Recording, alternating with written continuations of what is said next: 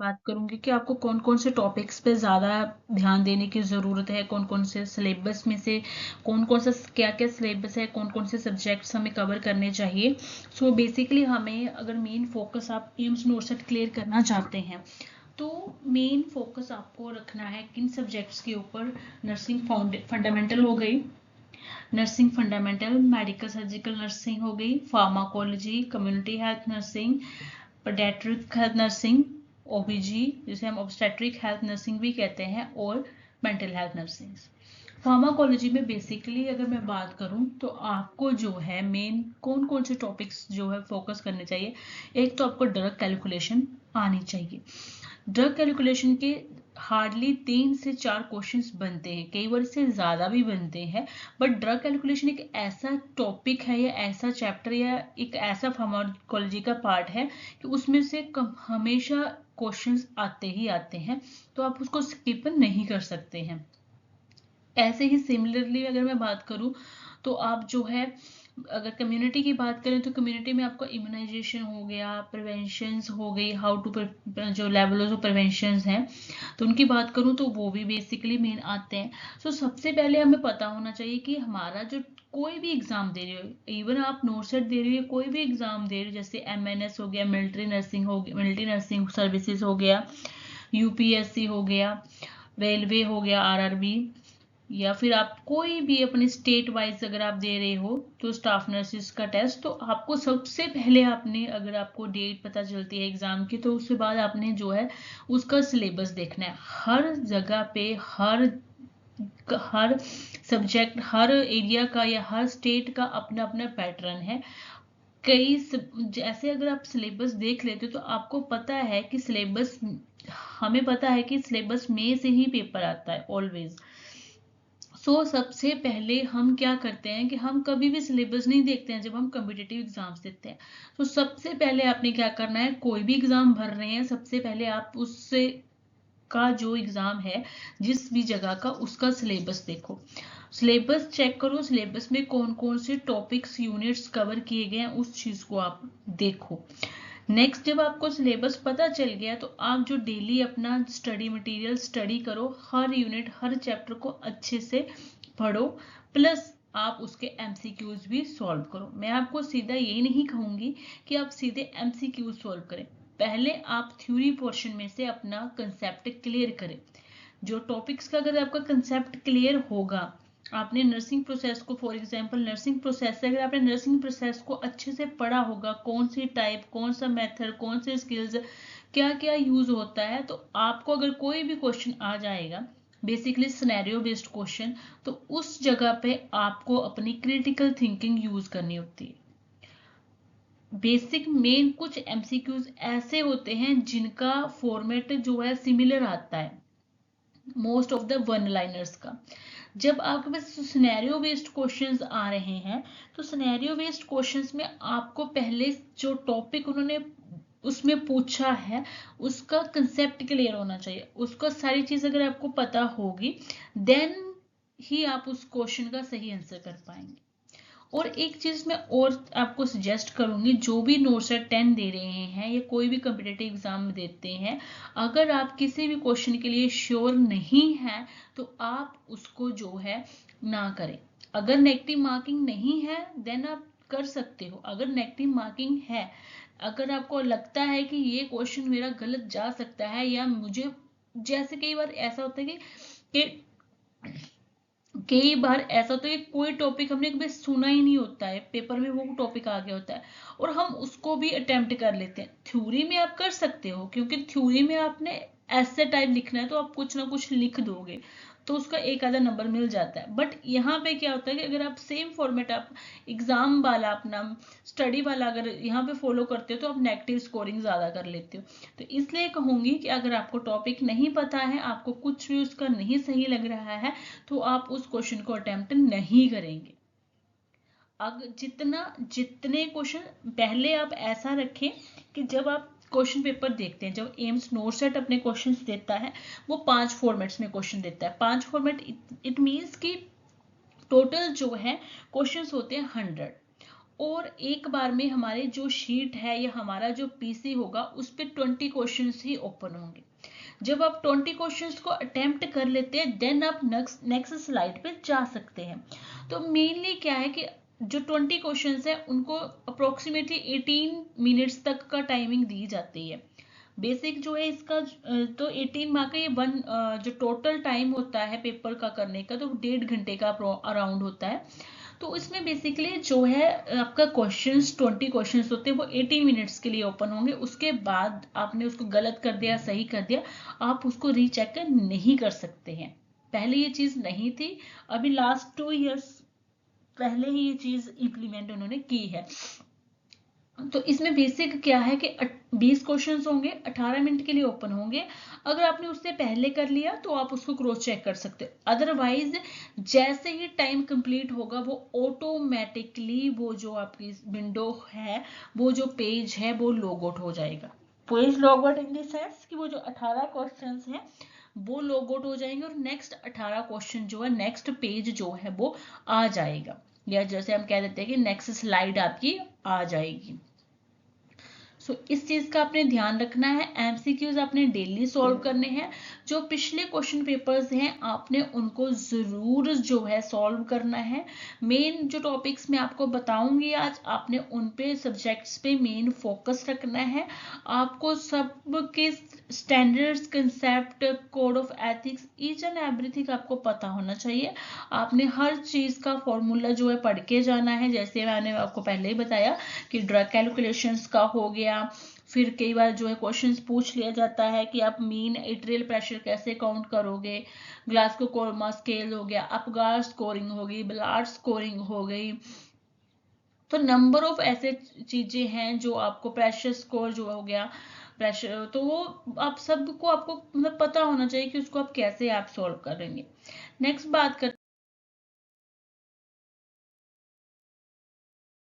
तो आप सभी को डेट पता होगी, जो प्री नोट सेट का टेस्ट जो है वो 11 फेब 2016 को होगा और जो सेकंड स्टेज का टेस्ट है वो 30 फरवरी 2026 को होगा। सो सबसे पहले सबको बेस्ट ऑफ लक, अच्छे से प्रिपेयर करना। और जिन्होंने एग्जाम नहीं भरा है वो अभी भी भर सकते हैं, 16 मार्च तक जो है आपकी टेस्ट भरने की टाइमिंग है। और 3000 अराउंड जो है जनरल कैटेगरी का है, अदर कैटेगरीज का 2300 के अराउंड है, आप चेक कर लें एक बार फिर भी। तो जनरल कैटेगरी का तो मैं श्योर हूँ कि 3000 है। एक बार जो अदर कैटेगरीज है उनका थोड़ा मुझे डाउट है, 2300 के राउंड शायद है कुछ, तो आप उसको देख लें, ठीक है। सो डेट याद रखें 11 फरवरी को है और काफ़ी ज़्यादा पोस्टें हैं, तो उसमें हाई चांस रहता है कि अगर आप प्रेपरेशन अच्छी से करेंगे तो मोस्टली जो है आप टेस्ट क्लियर कर सकते हैं। तो अब बात करती हूँ सिलेबस की कि सिलेबस में जो 80% सिलेबस होता है हमारा वो नर्सिंग से आता है। नर्सिंग मैं एक बात करूंगी कि जो हमारी फील्ड है उसमें ही एक ऐसा मैंने देखा है कि जिसमें मेजोरिटी जो है या मेजोरिटी से भी ज्यादा मतलब 1/3 की अगर बात करें तो मतलब कि तीन हिस्से तक हमारा जो अपना अपना सब्जेक्ट आते हैं और जो एक हिस्सा होता है वो जनरल नॉलेज का आता है। बट अगर अगर अदर स्पेशलिटीज की या अदर फील्ड की बात करूं, जैसे अगर आपने सिंपल बीएससी कर रखी है या एमएससी कर रखी है तो उसमें जो है 50-50 चलता है और उनमें basically main current affair and काफ़ी डिफिकल्ट चीज़ें ज़्यादा से ज़्यादा पूछी जाती हैं, तो हमें इस चीज़ का भी बेनिफिट है। चलो बात करती हूँ सब्जेक्ट्स की। तो मेजर टॉपिक्स कौन कौन से आपने करने हैं। सबसे पहले मैंने आपको बताया था कि फंडामेंटल नर्सिंग होती है। फंडामेंटल नर्सिंग में आपको नर्सिंग प्रोसेस का कंसेप्ट क्लियर होना चाहिए, वाइटल साइंस पता होने चाहिए, इन्फेक्शन कंट्रोल का पता होना चाहिए, कौन से प्रोटोकॉल्स नए आए हैं, अपडेशन के साथ आपने जो चीजें करनी है। मेडिकल सर्जिकल की बात करते हैं तो मेडिकल सर्जिकल में आपको कार्डियोवास्कुलर सिस्टम प्रॉपरली पता होना चाहिए। कार्डियोवास्कुलर सिस्टम में भी अगर आप मेनली आपको डिसीज कंडीशन का तो ऑटोमेटिकली पता होना चाहिए, मैनेजमेंट पता होनी चाहिए, प्लस जो इसमें मेन है ईसीजी। ईसीजी का क्वेश्चन हमेशा हर बार पूछा जाता है, 1 या 2 क्वेश्चन इसमें से भी पक्के आते ही आते हैं। जो मैं आपको बता रही हूँ, जो टॉपिक्स आपको मैं बताऊंगी कि इसमें से क्वेश्चन आता ही आता है, मेक श्योर करें कि आप उन टॉपिक्स को अच्छे से पढ़ के जाएं ताकि आपकी स्कोरिंग और अच्छी हो सके। अब बात करते हैं रेस्पिरेटरी पैटर्न्स की। तो रेस्पिरेटरी पैटर्न्स में डिसीज कंडीशंस आएंगी, वेंटिलेटर्स का पूछा जाता है, वेंटिलेटर्स की केवल पिक्चर्स दी जाती है। आपको उस सभी चीजों का पता होना चाहिए वेंटिलेटर्स के कौन कौन से मोड्स हैं, जैसे हमें पता है एसएनबी मोड होता है, एनएमबी मोड होता है, ठीक है, पीसीबी मोड होता है, एसी मोड होता है। तो जो भी मोड्स हैं, how to work, how to handle and CPAP का क्या यूज है, ये सभी चीजें आपको पता होनी चाहिए। नेक्स्ट है रीनल डिसऑर्डर्स। सो ये मेजर मेडिकल सर्जिकल का हर सिस्टम इंपॉर्टेंट है। मैं ये नहीं कहूंगी कि ये ही 3 पढ़ने हैं, बट मैं आपको जस्ट एक हाईलाइट दे रही हूँ कि इनमें से क्वेश्चंस बनते ही बनते हैं। कम्युनिटी हेल्थ नर्सिंग की बात करेंगे तो कम्युनिटी हेल्थ नर्सिंग में पब्लिक हेल्थ, ठीक है, पब्लिक हेल्थ में होम बेस्ड केयर होगी, होम विजिटिंग हो गई, फिर जो भी नई चीजें हैं जैसे JSSK है, JSSY है, अनीमिया मुक्त भारत है, नंबर ऑफ जो प्रोग्राम्स आए हैं, latest program, latest amendment in programs क्या हुई हैं, या कोई स्कीम्स आई हैं, क्या स्कीम्स हैं, कितना मतलब पर्सन को प्रॉफिट मिल रहा है और किसको प्रॉफिट मिल रहा है, ये चीजें आपको सभी सारी की सारी चीजें आपको पता होनी चाहिए। जैसे आयुष्मान भारत है, वो कितना बजटरी है, उसका कितना मतलब अमाउंट जो है पेशेंट को, मतलब उसमें जो कार्ड है उसमें कितने पैसे मिलते हैं, एक्सेट्रा। इम्यूनाइजेशन आपको पता होने चाहिए, लेटेस्ट इम्यूनाइजेशन में जो चेंजेस आए हैं वो टीडी आया है, पहले टीटी था, ठीक है। तो टेटनस टॉक्सर जिसे कहते हैं, टीडी टेटनस डिप्थीरिया है। सो मेनली मैं अगर बात करूंगी तो जो टेटनस हो गया या टीटी हो गया या HCV आया है अभी, गर्ल्स को जो 9 to 14 ईयर्स वाली गर्ल्स हैं उनको HCV स्टार्ट किया गया है ताकि जो सर्विकल कैंसर हो रहा है नाउ डेज उस चीज की प्रिवेंशन की जाए। गर्ल्स को भी लगता है, बॉयज को भी लगता है। बॉयज में हम कम प्रेफर इसलिए करते हैं क्योंकि उनको रिस्क कम है सर्विकल कैंसर का as compare to the girls, ठीक है। MTP हो गया, फैमिली प्लानिंग हो गया, इम्यूनाइजेशन हो गया। एक चीज और आपने याद रखनी है कि जब आप इम्यूनाइजेशन की बात करेंगे तो इम्यूनाइजेशन में मेनली आपने पूछा जाता है क्वेश्चन कि अगर कोई फीमेल है जिसका फर्स्ट बेबी का भी 3 इयर्स कंप्लीट नहीं हुए और उसने फिर से कंसीव कर लिया, तो इस टाइम पे आप जो है टीडी की कितनी डोज लगाएंगे। तो आपने हमेशा याद रखना है कि टीडी की जो है एक ही डोज लगेगी इस टाइम पे, उसे हम टीडी बूस्टर डोज कहते हैं, क्योंकि उसको जो हम जो डोज हैं 2 डोज उसको फर्स्ट टाइम लग जाएंगे, 3 साल के बाद अगर बच्चा होता है तो फिर से उसको TD1 और TD2 लगेगा। बट विद इन 3 ईयर हो रहा है तो उसको एक ही TD लगेगा और उसको TD बूस्टर लगेगा। अगर पहली बार 2 डोज लग चुकी हैं, सेकेंड टाइम प्रेगनेंसी में उसको एक ही TD लगेगा। इस चीज का आपने ध्यान रखना है। आफ्टर 3 ईयर फिर से कंसीव कर रहे हैं तो उसमें TD1 और TD2 रहेगा। नेक्स्ट है OBG and static and gynaecological nursing. So इसमें एंटीनेटल केयर हो गई, लेबर हो गया, न्यूबॉर्न केयर हो गई, ये सारी चीजें आपने पढ़नी है। बेसिक मेनली अगर एंटीनेटल केयर में बात करूंगी तो आपको विजिट्स पता होनी चाहिए, अपने जो साइंस हम पढ़ते हैं प्रिजम्पटिव साइंस और दूसरे प्रीलिमिनरी साइंस, तो वो आपको पता होने चाहिए। लेबर का पता होना चाहिए। लेबर के बाद जो डिसीज कंडीशन हम पढ़ते हैं, ब्रीज प्रेजेंटेशन हो गया, फिर जो भी प्रेजेंटेशन बेसिकली आपको प्रेजेंटेशन पता होनी चाहिए। इसमें सूचर्स पता होने चाहिए आपको कि कितने सूचर्स होते हैं, प्रेजेंटिंग पार्ट कौन सा होता है, तो वो सारी चीजें आपको जो है डिटेल में पता होनी चाहिए OBG की। प्लस आपको डिसीज पता होनी चाहिए, बेसिक मेनली APVH एंटीपार्टम हाइमेरेज का पूछा जाता है, PPH का पूछा जाता है, पिपीरियम का पूछा जाता है, इक्लेम्शिया का पूछा जाता है, प्री इक्लेम्शिया जो है बेसिकली वो पूछा जाता है, उसके कौन से साइन एंड सिम्टम्स होते हैं, कौन सी मैनेजमेंट होती है। एक उसमें हेल्प करके आता है टर्मिनोलॉजी एक प्री इक्लेम्शिया में, तो वो भी आपको उसकी फुल फॉर्म पता होनी चाहिए कि उसमें क्या फुल फॉर्म उसकी बनती है। नेक्स्ट आगे पास पीडियाट्रिक हेल्थ नर्सिंग। तो पीडियाट्रिक हेल्थ नर्सिंग में आपको चाइल्ड डिसीज सारी कंडीशंस का पता होना चाहिए, मेन कौन कौन से साइन एंड सिम्टम्स हैं। जैसे अगर हम मेनिंजाइटिस की बात करती हूँ मैं एक फॉर एग्जांपल, तो मेनिंजाइटिस में आपको उसके मेन जो कार्डिनल साइंस हैं, जैसे ब्रुंस्की साइंस हो गया, कर्निंग साइंस हो गया, नकल रिजिडिटी हो गया, तो ये आपको पता होने चाहिए। अगर हाइड्रोसेफेलस की बात कर रहे हैं तो हाइड्रोसेफेलस में आपको पता होना चाहिए कि जो उसका क्रैकपोट साउंड है एक तो मेजर वो कार्डिनल साइन है, प्लस उसका जो है सन डाउनिंग आईज, ये जो है बेसिक मेन चीज है। पीडियाट्रिक इमरजेंसीज का पता होना चाहिए, अगर कोई भी इमरजेंसी पीडियाट्रिक इमरजेंसी आ जाती है तो उसको हाउ टू हैंडल आपको पता होना चाहिए। एक मैनुअल्स हम पढ़ते हैं, हैलीमेंच मैनुअल्स होता है कि अगर किसी ने फॉरेन बॉडीज चली गई हैं तो उसको आपने कैसे निकालना है। आपको सीपीआर का पता होना चाहिए, कितनी रेशो होती है। सीपीआर में से भी क्वेश्चन बनता है, कई बार अडल्ट का पूछा जाता है या कई बार चिल्ड्रंस का पूछा जाता है, तो उसकी रेशोज आपको क्लियरली पता होनी चाहिए, कितनी रेशो, जैसे 15:2 है या 13:2 है, तो आपको उस चीज की कंफ्यूजन नहीं होनी चाहिए, उसको बारे में आपको पता होना चाहिए। सो ये था हमारा मेंटल हेल्थ नर्सिंग में। आपको मेनिया, डिप्रेशन हो गया, लिथियम टॉक्सिसिटी कितनी होती है, लिथियम की डोज कितनी देनी होती है, और फिर मतलब ये सारी चीजें आपको पता होनी चाहिए कि आपको कौन कौन सी चीजें आपने करनी है। नेक्स्ट बात करती हूँ जनरल नॉलेज की और एप्टीट्यूड टेस्ट की, तो इसमें आपको करंट अफेयर मिलेगा देखने को, हिस्ट्री मिलेगी, रीजनिंग मिलेगी, मैथमेटिक्स होगा। तो बेसिकली करंट अफेयर्स में जो रीसेंट चीजें हुई होती है, किसी को जैसे अवार्ड्स मिले होते हैं, कोई नई चीज मतलब हुई होती है इंडिया में, तो वो सारी चीजें पूछी जाती है। वर्ल्ड वाइड भी आता है करंट अफेयर और जो है इंडिया का भी आता है। तो जो जब आप अगर फर्स्ट स्टेज दोगे तो फर्स्ट स्टेज में आपको 100 क्वेश्चन आएंगे, 80 नर्सिंग के होंगे और 20 जो है जीके के होंगे। और जो ड्यूरेशन होगी वो ड्यूरेशन होगी आपकी 90 मिनट्स, मतलब एक जो 1.5 घंटा आपको इस टाइम पे मिलेगा। नेक्स्ट आ गई हमारे पास negative marking. So negative marking जो है 1/3 होगी। सेक्स अगर आप पहली स्टेज क्लियर कर लेते हो, स्टेज 1 आपका क्लियर हो जाता है, तो आपकी स्टेज 2 में 160 MCQs आते हैं, और वो बेसिकली केस बेस्ड होते हैं, जो मैं आपको बार बार कह रही हूँ, सिनेरियो बेस्ड क्वेश्चंस।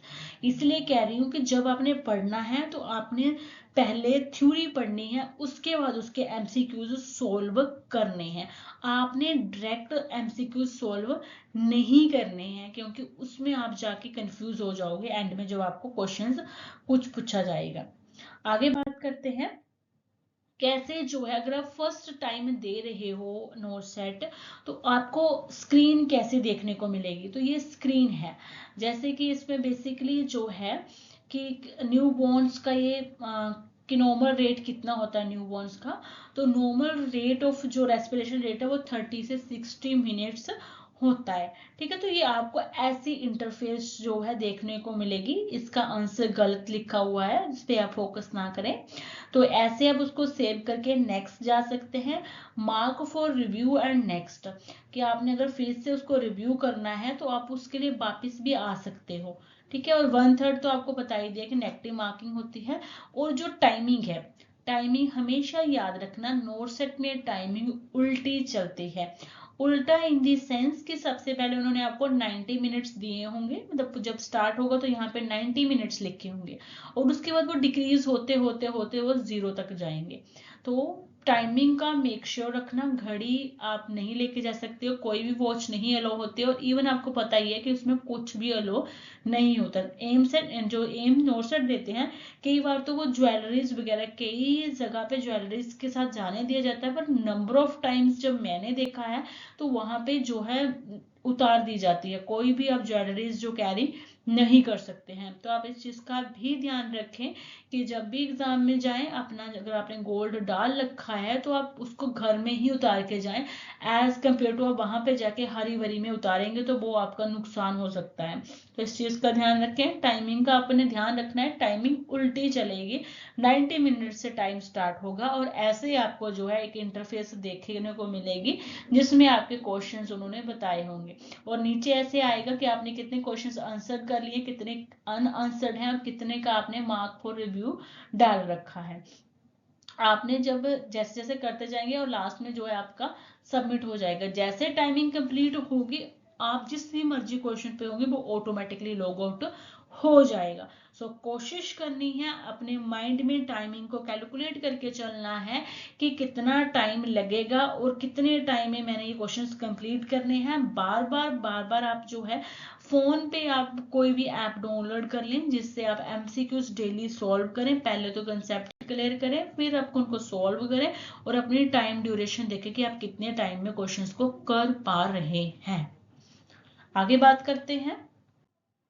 आगे है इमेज बेस्ड क्वेश्चन। तो ऐसे आपको कई क्वेश्चंस दिए जाते हैं कि ये कंडीशन है, आप बताओ ये क्या है, ये कौन सा इक्विपमेंट है, ये कहाँ का साइन है जो यूज किया जा रहा है, ठीक है, ये कौन सा ऐसी इंस्ट्रूमेंट है जिसे हम यूज करते हैं, इसका क्या पर्पस है, नीचे दिया हुआ है कि ये चार्ट है, इसमें आपको क्या शो हो रहा है। तो सारी चीजें आपको ऐसा इमेज बेस्ड इमेज दी होगी और उसके बारे में पूछा जाएगा।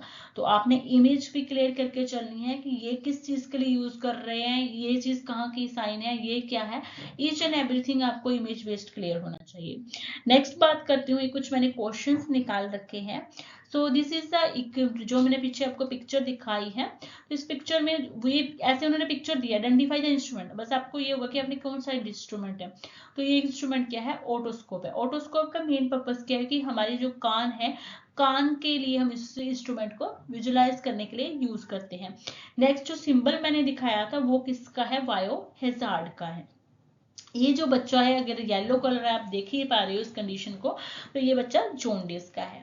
नेक्स्ट चीज क्या है, identify the ECG rhythm. So ECG की रिदम की पिक्चर यहाँ पे नहीं आई है, ये क्वेश्चन थोड़ा गलत हो गया है, तो इस चीज को आप इग्नोर कर दें।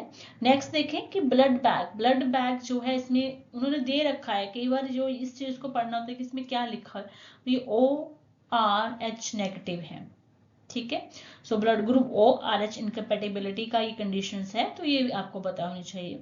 सो RH इनकम्पैटिबिलिटी में आपने हमेशा अभी क्वेश्चंस क्या आता है कि एक मदर है जिसको RH इनकम्पैटिबिलिटी है, नेगेटिव है, तो बेसिकली उसका जो DCT है, DCT एक टेस्ट परफॉर्म करते हैं जिसे डायरेक्ट कॉम टेस्ट कहते हैं, तो वो नेगेटिव है। अब इस टाइम पे मदर को जो है जो हम देते हैं एंटी गामा ग्लोबुलिन जो लगाते हैं IgG, तो वो लगेगा कि नहीं लगेगा, तो यहाँ पे आपको पता होना चाहिए कि वो नहीं लगेगा। जब DCT नेगेटिव आ रहा है इट मीन्स कि रिस्क नहीं है, अगर DCT पॉजिटिव आएगा तब लगेगा। और सेकंड कंडीशन ये है कि जो हम गामा ग्लोबुलिन से लगाते हैं एंटी-डी, तो वो बेसिकली लगाया जाता है जब मदर 28 वीक कंप्लीट कर लेती है, उस टाइम पे लगाया जाता है, ठीक है जी। नेक्स्ट ब्लड ग्रुप्स के बारे में पूछा जाता है, फॉन्टिलेस पूछे जा रहे हैं जैसे पिक्चर नेक्स्ट पिक्चर्स में कि ये क्या है, फिर ये कौन सी डिवाइस है, इनहेलर है, आपका स्कोरिंग है। तो इसमें बेसिकली नेक्स्ट क्या है कि कौन सा फ्रैक्चर हुआ है उसके बारे में पूछा है, पोजीशन रिकॉग्नाइज करनी है आपने कि ये कौन सी पोजीशन है। तो इस पोजीशन में आपको देख पा रहे हैं कि ये प्लेसेंटा प्रीविया है। प्लेसेंटा प्रीविया कैसे है, क्योंकि प्लेसेंटा लोअर लाइंग है, मतलब कि उसने जो ओस है, हमारे ओपनिंग है, सर्विकल ओपनिंग, उसको कवर कर लिया, तो उसके लिए प्लेसेंटा प्रीविया की कंडीशन है, ठीक है। नेक्स्ट है डिफरेंट साइड से आपने कौन कौन से सॉल्यूशंस यूज करते हो, ये कौन सी डिवाइस है, ठीक है। तो ये सारी चीजें आपको पता होनी चाहिए। आईवी फ्लूइड्स कौन कौन से होते हैं, बेसिकली कौन हम यूज करते हैं, ईच एंड एवरीथिंग, मतलब ऐसे आपको इमेज बेस्ड क्वेश्चंस पूछे जाएंगे, तो आपने इमेज भी क्लियर करके चलनी है। मेन आपको जो है, अगर ओबीजी की बात करूं तो जितने भी इंस्ट्रूमेंट्स हम पढ़ते हैं ओबीजी में, तो उन सभी की आपको पिक्चर क्लियर होनी चाहिए, कौन सा जो इंस्ट्रूमेंट है यूज हो रहा है। सेम मेडिकल सर्जिकल में, सेम ही पेडियाट्रिक में, ये तीनों फील्ड के आपको इक्विपमेंट्स आपके टिप्स पे होने चाहिए कि आपको जैसे पिक्चर दिखाई जाए आपको क्लियरली पता हो कि अच्छा ये ऑटोस्कोप है, ये बायोहिजार्ड है, ये इस चीज का, ये इस चीज का है। जैसे कई बार प्रोग्राम्स है, प्रोग्राम्स के लोगोज भी आ जाते हैं कि ये कौन से प्रोग्राम का लोगो है, तो आपने कुछ भी छोड़ना नहीं है, हर चीज के थ्रू गो थ्रू होना है। जो चीजें मैं आपको मेनली बता रही हूँ इन पे जरूर फोकस करके जाना है, क्योंकि आपका जो है 50 to 70% पेपर ऐसे इन्हीं क्वेश्चंस ऐसी सिलेबस में से बनेगा। So thank you so much. This is all about the nursing NORCET test 10 के लिए। बेस्ट ऑफ लक सभी के लिए जिन्होंने टेस्ट भरा हुआ है। अगर आप चाहते हैं कि मैं आपको इसकी नोटसेट के एग्जाम के लिए सीरीज लेके आऊँ क्वेश्चंस की, इमेज बेस्ड या सिंपल वन लाइनर क्वेश्चंस के, सिनेरियो बेस्ड की, तो प्लीज कमेंट करें और शेयर करें अपने फ्रेंड्स के साथ और सब्सक्राइब ज़रूर करें इस चैनल को। अगर आपको मेरे टॉपिक्स, मेरे कंसेप्ट आपको अच्छे लगते हैं तो मैं आपको और भी ऐसे क्वेश्चंस ढूंढ के ला के दूंगी कि जो बार बार नोट सेट में रिपीट होते हैं, और अदर एग्जाम के बारे में भी मैं आपको डेली से डेली अपडेट करती रहूंगी। साइड बाय साइड मैंने जो है कुछ जो मेजर टॉपिक्स होंगे उनकी मैं थ्योरी भी पूरी कंप्लीट डालूंगी, तो आप उस चीज को भी पढ़ें। कोशिश करूंगी मैं जो सबसे पहले जो है स्टैटिस्टिक्स से स्टार्ट करूंगी। स्टैटिस्टिक्स का पार्ट इसलिए स्टार्ट करूंगी क्योंकि तो उसमें से थोड़ा पोर्शन है, थोड़ा सिलेबस है और जल्दी कंप्लीट भी हो जाएगा और उसमें से क्वेश्चंस भी आते हैं। ऐसे ही मैं बीच बीच में हर जगह से जो है आपको टॉपिक करवाऊंगी। कई बार कोई टॉपिक में मैथ सर्च के उठाऊंगी, कुछ जो मेजर टॉपिक्स मुझे लगेंगे कि इनमें से ऑलवेज क्वेश्चंस आए हुए हैं तो मैं उनको जरूर आपको क्लियर करवाने की कोशिश करूंगी। सो प्लीज मेरे चैनल को लाइक करें, सब्सक्राइब करें, शेयर करें, अपने फ्रेंड्स के साथ शेयर करें। Thank you so much. Comment करें अगर आपको कुछ कोई टॉपिक नहीं। सो थैंक यू।